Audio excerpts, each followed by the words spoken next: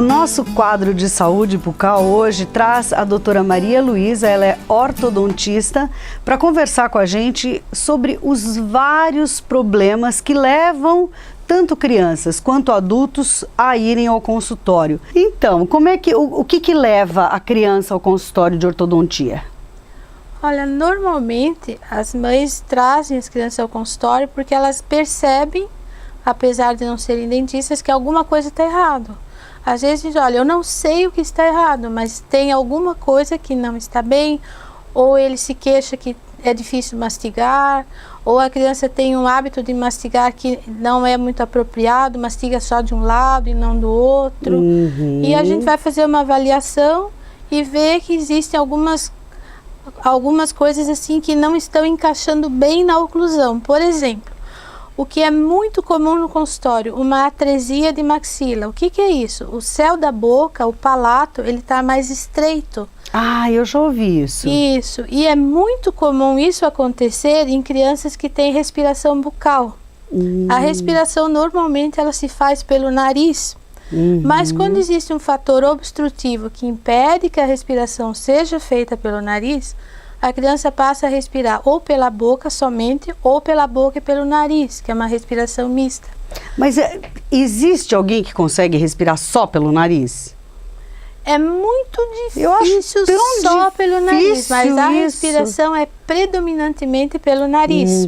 Porque o nariz ele tem a sua função de filtrar o ar, de aquecer o ar e de umidificar o ar, para que ele vá para os pulmões. Quando existe um fator obstrutivo, uma hipertrofia de adenoide, de tonsilas, que antigamente a gente chamava de amígdalas, um desvio de septo, enfim, vários fatores que podem obstruir essa respiração, a criança passa a respirar mais pela boca. Como ela está em crescimento, os ossos da face estão em crescimento, os maxilares em crescimento, essa passagem de ar ela vai fazendo com que o crescimento tenha um desvio do seu padrão normal. Claro. A língua, em vez de ficar no céu da boca, no palato, ela passa a ficar para baixo. Pela pressão das bochechas, vamos dizer assim, desses músculos que a gente tem, chamam bucinadores, a maxila começa a ficar estreita, vai estreitando e as arcadas vão se estreitando e desenvolve uma maloclusão que se chama de mordida cruzada. E os dentes anteriores, eles vão sendo projetados para frente, até pela pressão da língua, na deglutição. Então, e por isso que tem muitas crianças que ficam dentucinhas, né? Dentes projetados, exatamente. Que daí já tem outro problema, por exemplo, andar de skate, bicicleta, podem cair e fraturar os dentes com facilidade. Olha só, a gente então nem gera pensa outro problema. Então o que se faz nessa situação? O médico especialista nessa área da respiração vai tratar o padrão respiratório da criança. O ortodontista ele vai tratar de reabilitar a forma da arcada dentária. E se necessário for, o fonoaudiólogo vai fazer com que a criança readeque a sua função respiratória e de posição da língua corretamente. Nesses casos de atresia, de mordida cruzada, o aparelho que se usa é um aparelho expansor. Ele vai aos poucos dilatando essa maxila, levando para a posição correta, e a arcada dentária que teria um formato, vamos dizer, de um V, ela vai ter o formato de um U, que é a forma mais adequada, e corrige isso. Porque se não corrigir nessa fase de crescimento, olha, isso é muito importante. É importante, porque se não corrigir nessa fase, em adultos, isso pode ser corrigido, mas aí tem que associar o aparelho, o mesmo aparelho que se usa na criança, que é o expansor, mas a separação a disjunção, a separação dessa maxila é feita cirurgicamente. Por quê? O adulto não tem mais crescimento. Claro, o osso tudo fica mais difícil. Não se remodela mais. É como você ter assim um exemplo bem prosaico. Se você pegar uma bola de argila, quando ela está malhável, você molda da forma que você quer.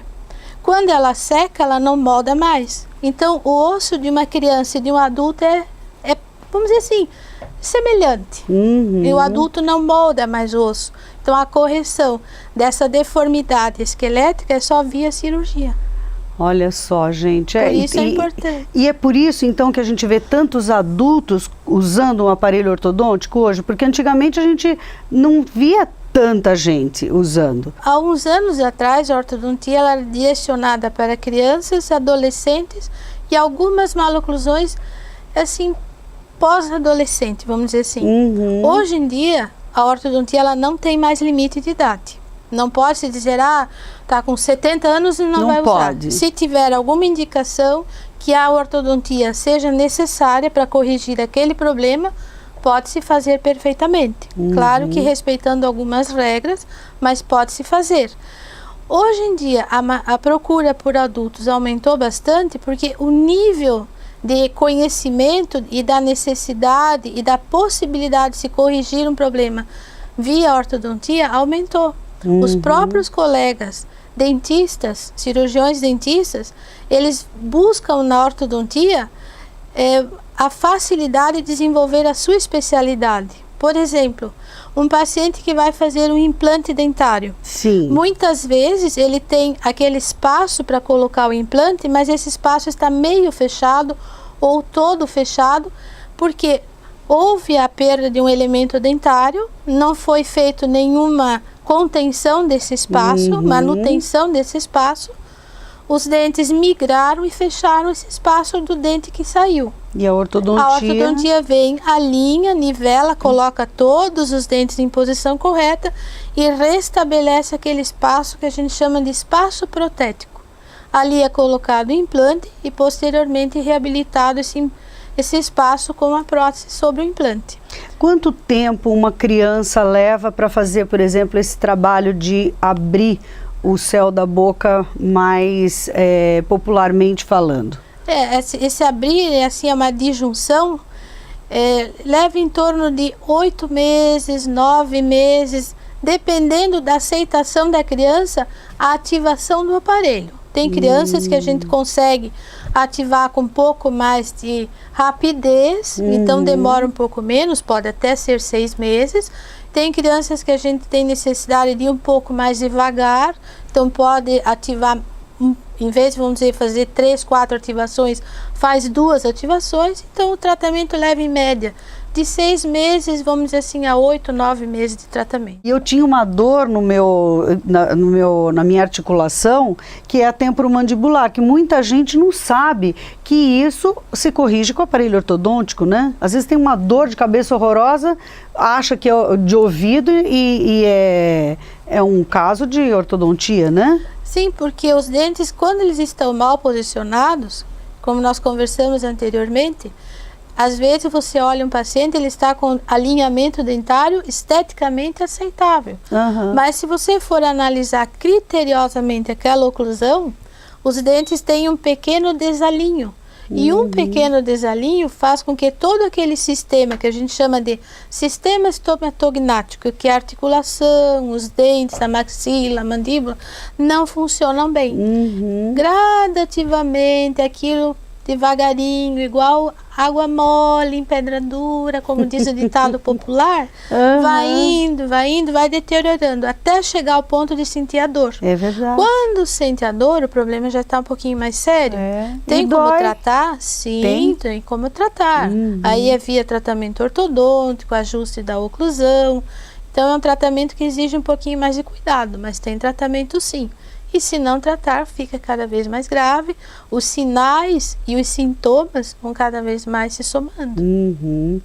Por isso que a gente precisa sempre fazer a prevenção. Precisa fazer a prevenção. Nada mais indicado do que fazer uma boa avaliação com o ortodontista, porque ele vai avaliar a criança.